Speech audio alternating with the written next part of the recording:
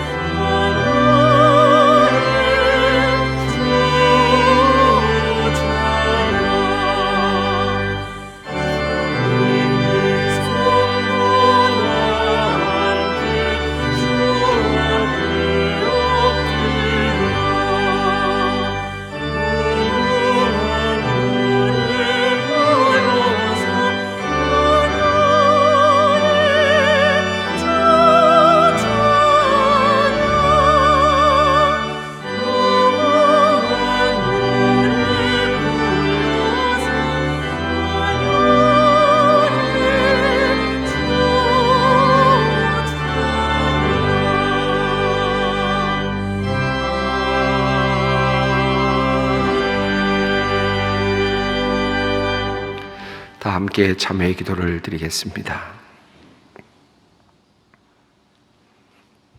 사랑과 자비가 풍성하신 하나님, 우리의 부족함에도 불구하고 주님은 우리를 선택하셨고, 우리가 죄인임에도 불구하고 주님은 우리를 사랑해 주셨습니다. 늘 주님을 떠나려는 반역의 마음을 가지고 있는 우리, 늘 주님을 넘어서고자 하는 교만으로 가득 찬 우리, 자기 마음껏 살고자 아버지를 떠나려는 탕자와 같은 우리를 주님께서는 받아주시고 용납해 주셨으며 그 죄악을 용서해 주셨습니다.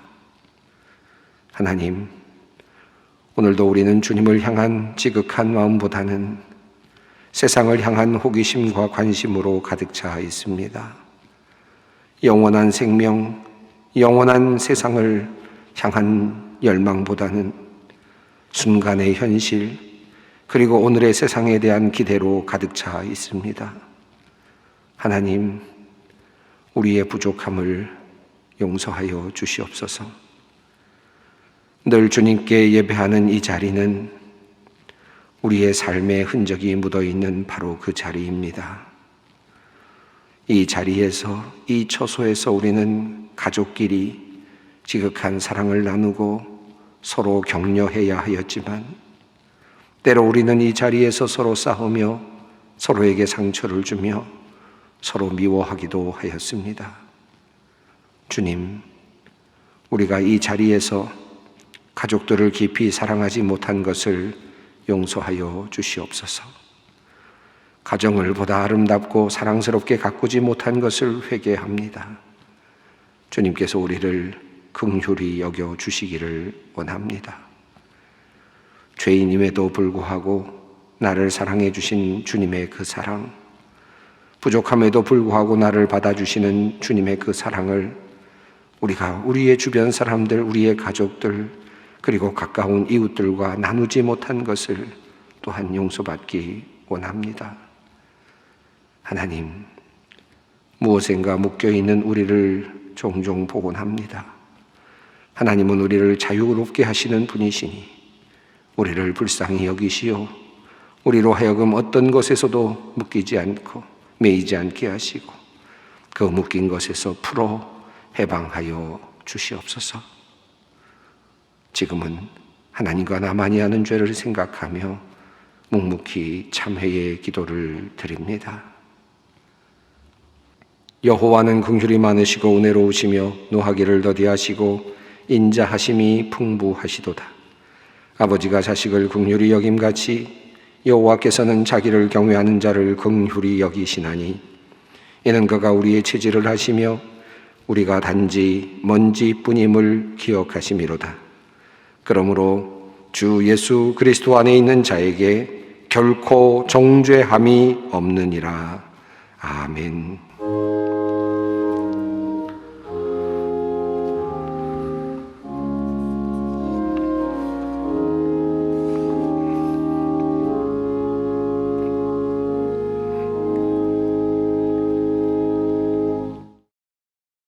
오늘 우리에게 주시는 하나님의 말씀은 신약성경 누가복음 13장 10절로 17절 말씀입니다. 누가복음 13장 10절로 17절 말씀입니다. 주님의 말씀을 봉독합니다. 예수께서 안식일에 한 회당에서 가르치실 때에 18배 동안이나 귀신 들려 앓으며 꼬부라져 조금도 펴지 못하는 한 여자가 있더라. 예수께서 보시고 불러 이르시되 여자여 내가 네 병에서 놓였다 하시고 안수하시니 여자가 곧 펴고 하나님께 영광을 돌리는지라. 회당장이 예수께서 안식일에 병 고치시는 것을 분내어 무리에게 이르되 일할 날이 엿새가 있으니 그동안에 와서 고침을 받을 것이요 안식일에는 하지 말 것이니라 하거늘 주께서 대답하여 이르시되 외식하는 자들아 너희가 각각 안식일에 자기의 소나 나귀를 외양간에서 풀어내어 이끌고 가서 물을 먹이지 아니하느냐. 그러면 18배 동안 사탄에게 매임받은 이 아브라함의 딸을 안식일에 이 매임에서 푸는 것이 합당하지 아니하냐. 예수께서 이 말씀을 하심에 모든 반대하는 자들은 부끄러워하고 온 무리는 그가 하시는 모든 영광스러운 일을 기뻐하니라. 아멘. 오늘 본문 말씀은 예수님께서 안식일에 병자를 고쳐주신 그런 이야기입니다. 안식일에 예수님께서 병자를 고쳐주신 이야기는 누가복음에 따르면 3번 서로 다른 이야기로 나타납니다. 다른 공관복음에서는 단 한 번 소개가 되는 반면에 누가복음에서는 3번 그 이야기가 등장하고 있습니다. 마태복음과 마가복음 그리고 누가복음의 공이 나타나는 이야기는 누가복음에 따르면 6장에 나타납니다. 그 내용은 이런 내용입니다. 안식일에 예수님께서 회당에 들어가셔서 가르치실 때에 오른손 마른 사람이 있는 것을 보셨습니다. 서기관과 바리새인들이 예수님께서 안식일에 병을 고치시는지 엿보고 있었습니다. 예수를 고발하기 위함이었습니다. 이것을 아신 예수님께서는 오히려 손 마른 사람을 한가운데로 불러내시고는 그를 고쳐주셨습니다. 그러면서 주님께서 이렇게 말씀하시죠. 안식일에 선을 행하는 것과 악을 행하는 것, 생명을 구하는 것과 죽이는 것, 어느 것이 옳으냐. 주님께서 이렇게 말씀하셨습니다. 이 말씀은 마태복음과 마가복음에도 공통으로 나타나는 그런 말씀입니다. 그런데 누가복음에는 이와는 다른 또 다른 본문 둘이 소개되고 있습니다. 오늘 본문 말씀이 바로 그 독특한 본문 말씀 중 하나입니다. 오늘 본문 내용은 앞선 누가복음 6장의 내용과 거의 비슷한 맥락으로 이어지고 있습니다. 내용은 이렇습니다. 예수님께서 안식일에 한 회당에 들어가셨습니다.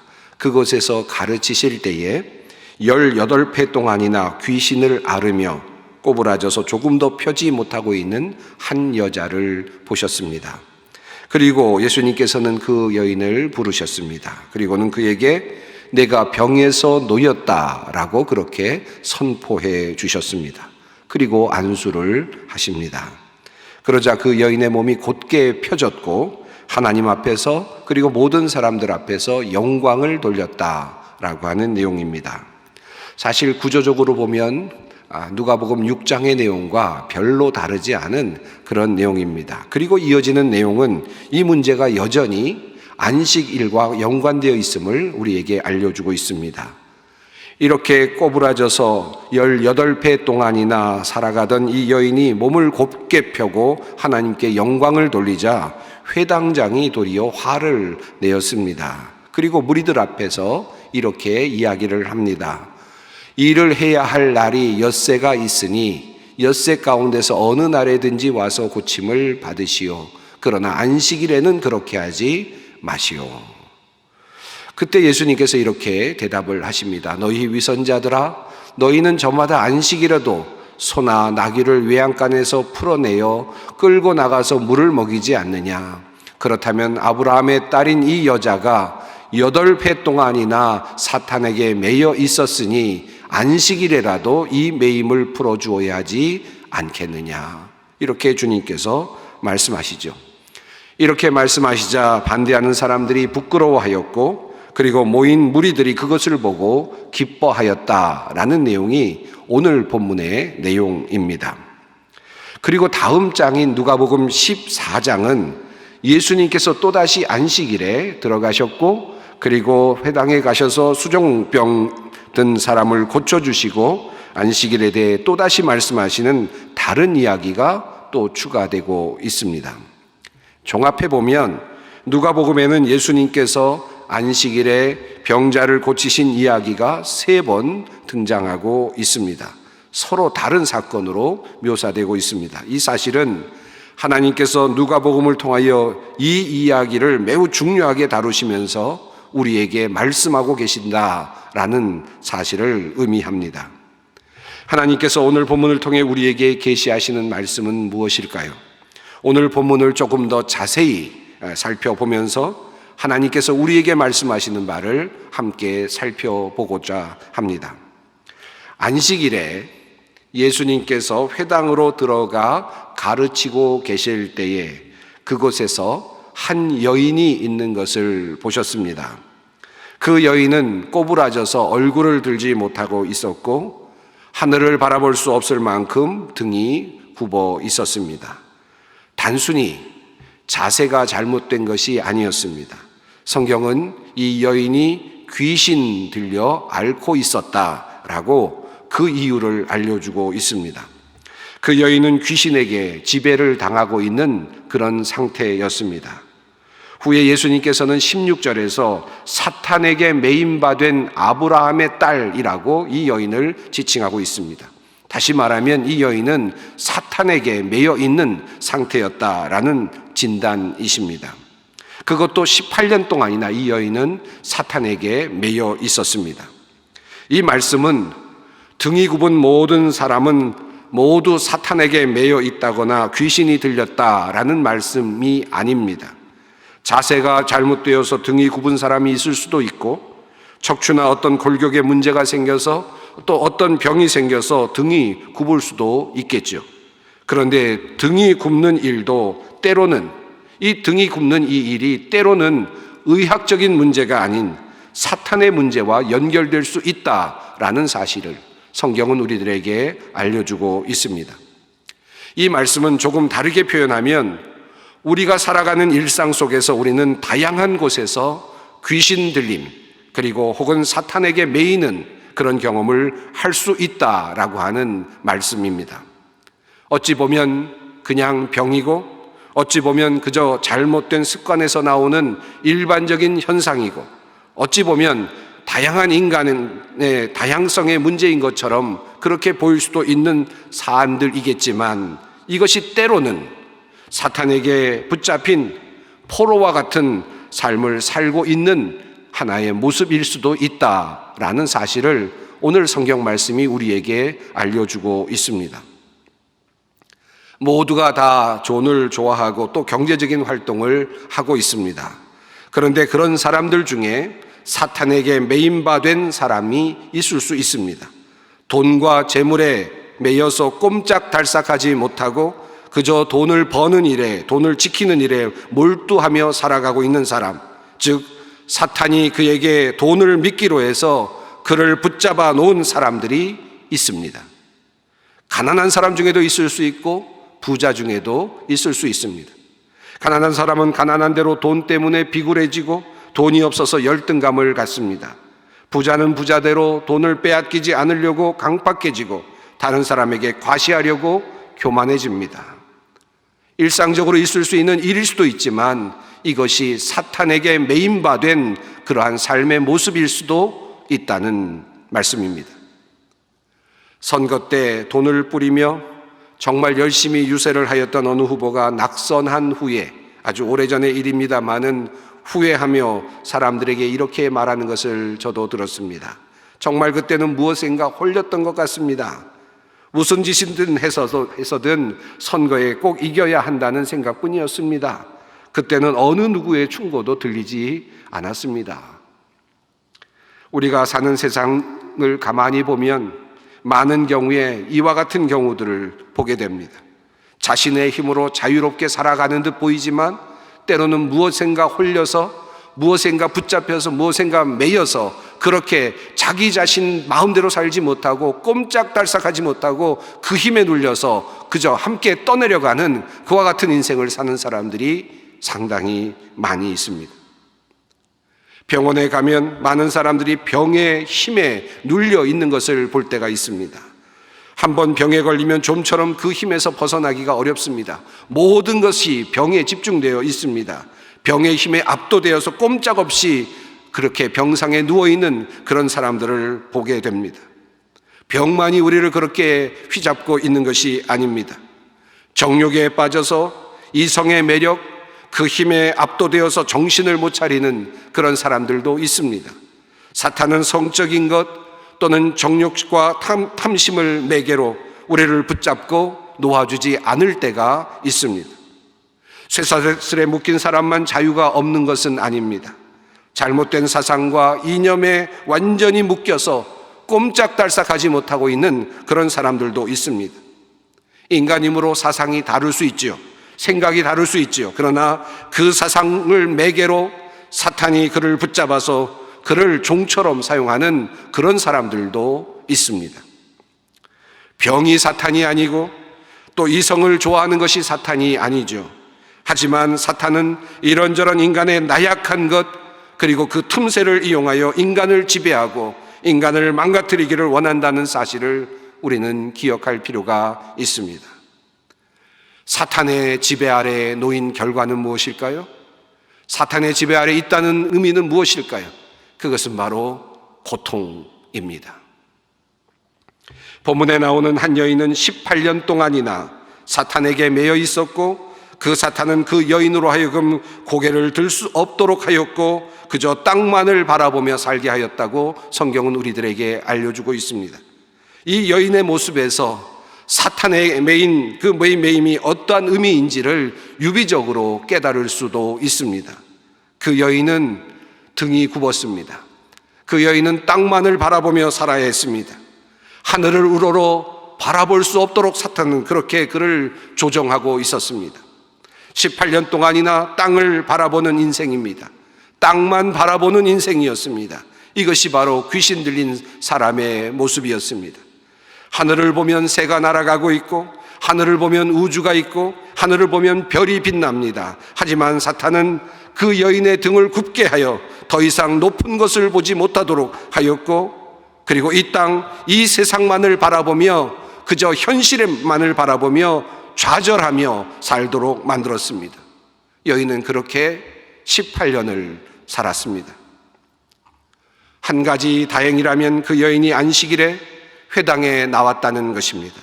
아마도 이 여인은 안식일마다 회당에 나왔을 것입니다. 한마디로 종교 생활을 하였을 것입니다.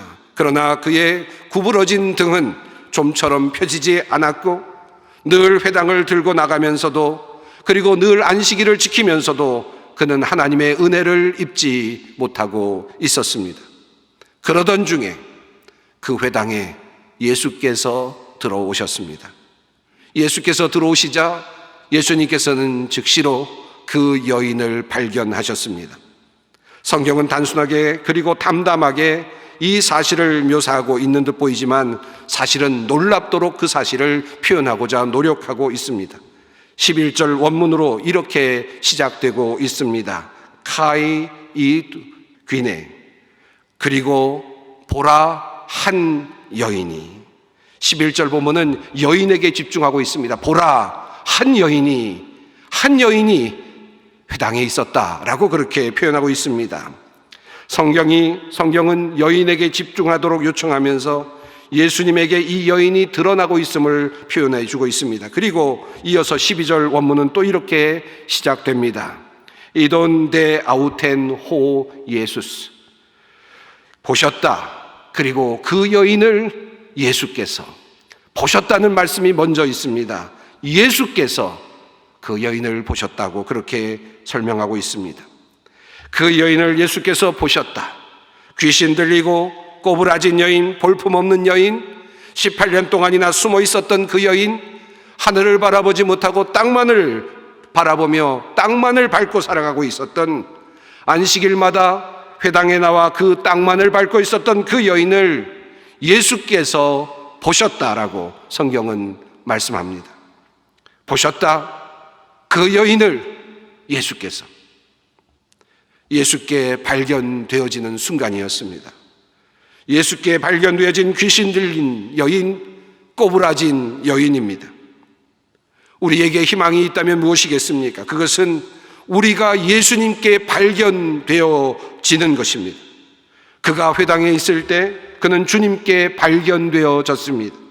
끊임없이 18년 동안 그래도 하나님의 은총을 찾으며 회당을 잤던 여인이 드디어 하나님 예수 그리스도 앞에서 발견되어졌습니다.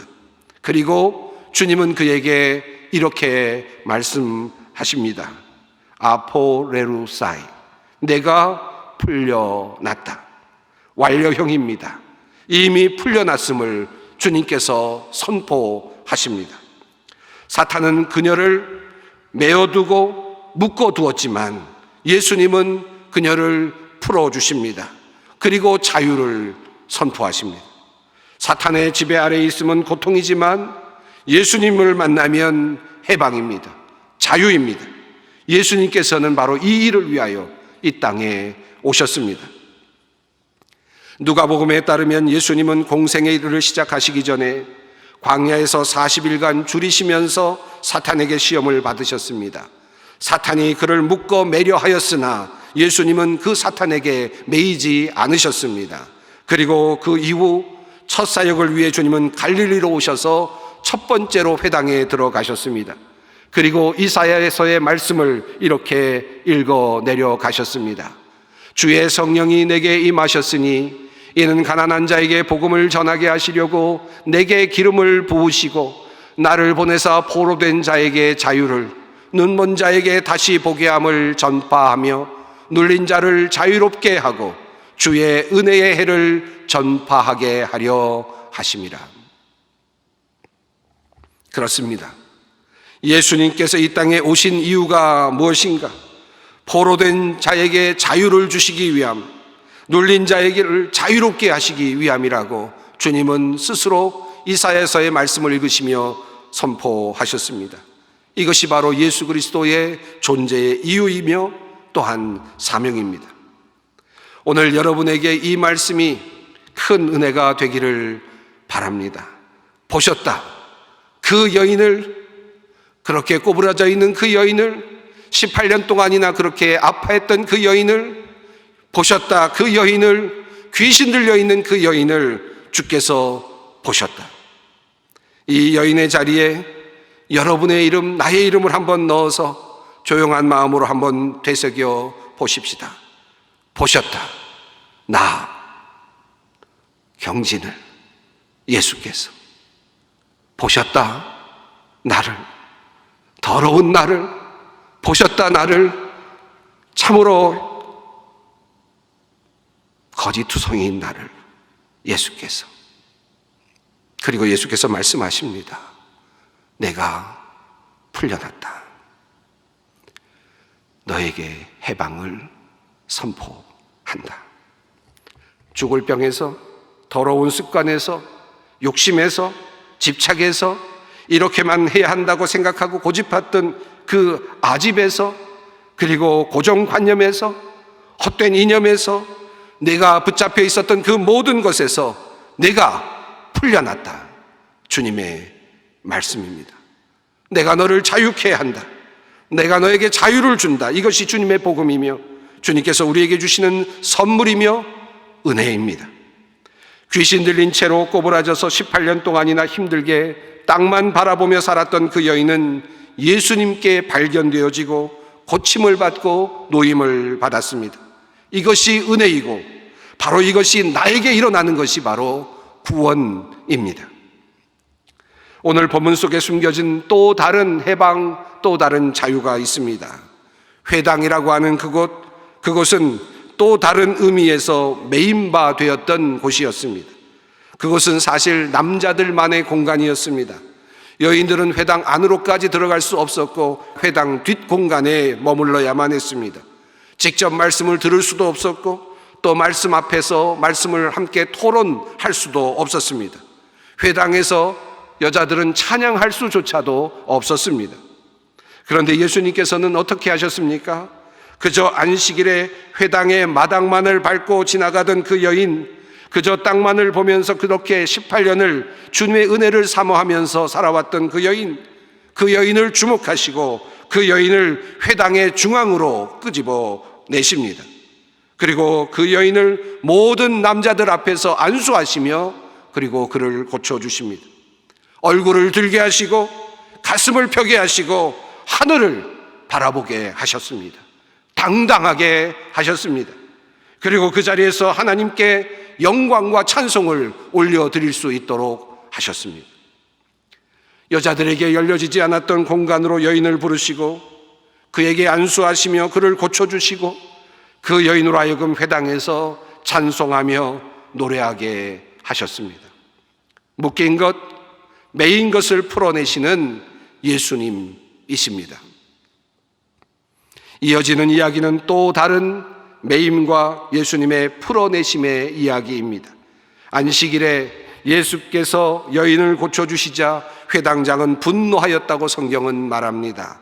그가 분노한 것은 거룩한 분노였을까요? 그는 아마도 그렇게 생각했을지도 모릅니다. 회당장의 말은 이렇습니다. 일할 날이 엿새가 있으니 그동안에 와서 고침을 받을 것이요 안식일에는 하지 말 것이니라. 그는 출애굽기 10장 8절로 9절에 있는 말씀, 하나님의 율법을 암시하면서 이렇게 말하고 있었던 것입니다. 즉 엿새 동안은 일하여야 하지만 안식일에는 모든 것을 쉬어야 하지 않는가라고 하는 안식일법을 지금 그가 들고 나오고 있는 것입니다. 사실 유대인들은 이러한 정신 아래서, 이 정신의 근거에서 안식일에는 생명이 위험한 경우에만 치유 행위를 하도록 그렇게 가르쳐 왔습니다. 이것은 인간적인 해석이었습니다. 그렇게 함으로 하나님을 올바로 섬길 수 있다고 생각했을 것입니다. 그들은 이렇게 안식일법에 매여 있었습니다. 그런데 주님은 말씀하십니다. 안식일의 기본 정신이 무엇인지, 왜 안식일에 가축들을 풀어주는지, 그래서 그들을 데리고 나가서 물을 먹이도록 하는지를 생각도록 하십니다. 주님 말씀하십니다. 너희가 각각 안식일에 자기의 소나 나귀를 외양간에서 풀어내어 이끌고 가서 물을 먹이지 아니하느냐? 너희들이 이곳에 나가서 자유롭게 그렇게 나귀들을 먹이지 않느냐? 안식일을 만드신 이유는 모든 것들이 노동에서 쉼을 얻게 하기 위함이었습니다. 모든 매였던 것에서 풀림을 받아 참 자유를 누리게 되기를 원하시는 하나님의 마음이 그 안에 담겨 있다는 말씀입니다. 그날이 안식일인데 도리어 인간은 그 안식일을 그렇게 묶어 놓았습니다. 참 자유를 누리도록 하시고자 하시는 하나님의 마음, 그 마음이 담겨 있는 날이 안식의 날인데, 참된 쉼을 쉬게 하시고 참된 자유를 누리게 하시는 날이 안식일의 기본 정신이었는데, 인간은 또다시 안식일 법을 만들어 그렇게 그것에 묶여 있었던 것입니다. 예수님은 이 안식일의 법과 규례도 깨뜨리셨습니다. 그리고 다시 그 안식일의 기본적인 정신으로 다시 돌아가도록 요청하셨습니다. 참된 자유와 해방을 누리는 날로서의 안식일, 주님께 영광을 돌리고 주님께서 주시는 그 은혜를 입으며 주님께 찬송을 돌리는 그런 날로서의 안식일, 참된 안식일을 주님께서 다시 세워주십니다. 여자이든 남자이든 모든 하나님의 피조물이 하나님의 은혜에 감격하여 어떤 장소든지 가리지 아니하고 구분된 장소 없이 함께 나와 노래하며 찬양하며 그리고 주님의 은혜에 감격할 수 있는 바로 그 안식일, 그런 안식일을 주님은 다시 말씀하십니다. 서로 풀어놓아 음식을 먹게 하고 물을 마시게 하고 목을 축이게 하여 다시 일어설 수 있는 용기와 힘을 줄 수 있는 그런 안식일을 주님께서는 말씀하십니다. 그러므로 예수님은 참된 자유를 주시는 분이십니다. 모든 것을 푸시고 자유케 하시는 예수님, 바로 그분이 우리의 주님이십니다. 우리의 구주이십니다. 그러므로 우리 주님께서 이렇게 말씀하십니다. 너희가 나의 말에 머물러 있으면 너희는 참으로 나의 제자들이다. 그리고 너희는 진리를 알게 될 것이며 진리가 너희를 자유롭게 할 것이다. 진리를 알지니 진리가 너희를 자유케 하리라. 참된 자유가 진리이신 예수님 안에 있습니다. 그 자유를 주시고 해방을 주시고자 주님께서 이 땅에 오셨습니다. 이 자유와 해방을 통해 노임과 그리고 풀림을 통해 하나님의 나라가 완성되어 가는 것입니다. 하나님의 나라가 어디 있습니까? 그 나라는 풀려가고 자유케 되는 그런 나라입니다. 그러므로 이 이야기는 예수님께서 겨자씨와 누룩에 관하여 말씀하시는 하늘나라의 비유로 이어지고 있습니다. 오늘 본문 바로 이후에 붙어 있는 말씀은 이러한 내용입니다. 하나님의 나라가 무엇과 같을까? 마치 채소밭에 갖다 심은 겨자씨와도 같다. 그것이 자라나 나무가 되고 결국 그곳에 공중의 새들이 와서 깃들이게 될 것이다. 하나님의 나라는 무엇과 같을까? 마치 밀가루에 넣은 누룩과 같아서 보기에는 작아 보이지만 결국 모든 것을 변화시키는 능력이 된다라고 그렇게 말씀하십니다. 하나님의 나라가 무엇일까요? 그 나라는 매임에서 풀리는 나라요, 포로된 것에서 해방되는 나라요, 약한 자가 강하여지는 나라요, 묶였던 자들이 풀려지는 나라입니다. 그 나라가 하나님의 나라입니다.